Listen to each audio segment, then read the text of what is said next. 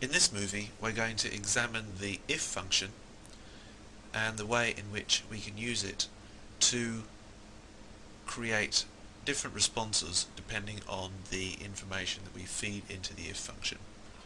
Let's take a look. We're going to use our sample database and we're going to take a look at the products table.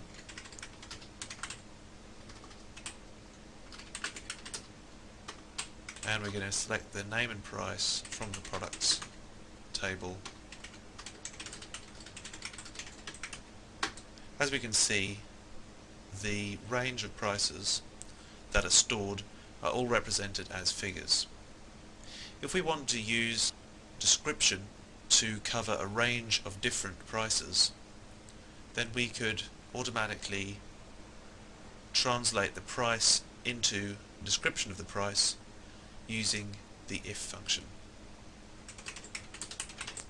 We're going to run a similar select statement here, but instead of using the price column directly, we're going to use the if function. Now the way the if function works is it takes 3 arguments between the brackets that immediately follow it. The first argument that it takes is evaluated, and then if it's true, the second argument is the output of the function, and if it's false, then the third argument is used. Let's take a look at a very simple example.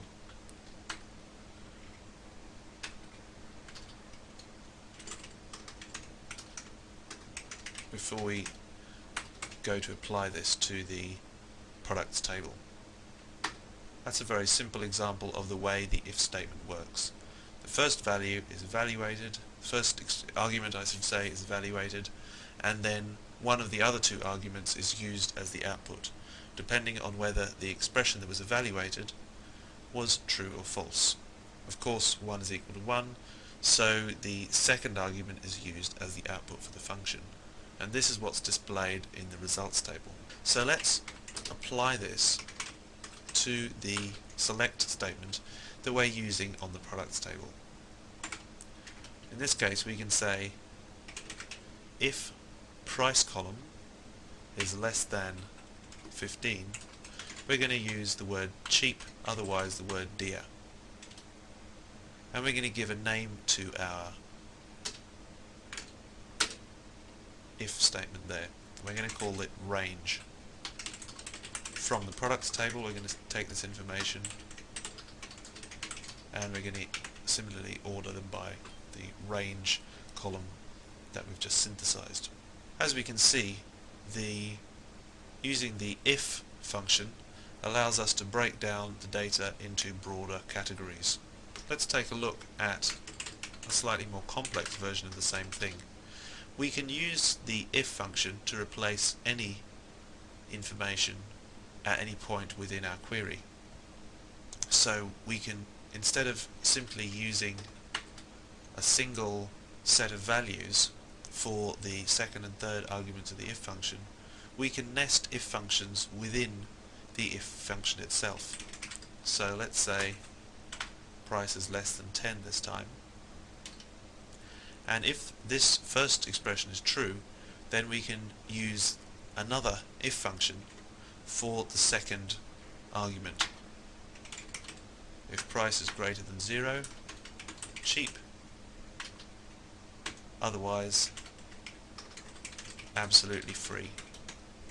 We have to use the brackets in the same way for the inner if functions, or the nested if functions, as we do for the outer one. For the second argument of the main if function, we're going to put in another if function which says if price is greater than 20, we're going to output mid. Otherwise, if it's less than 20, I should say, if it's less than 20, it's going to output mid. If it's greater or equal, it's going to output shocking. Then we close that bracket to close the arguments for the inner if function. Then we need another close bracket because we've nested it within the arguments for the outer if function.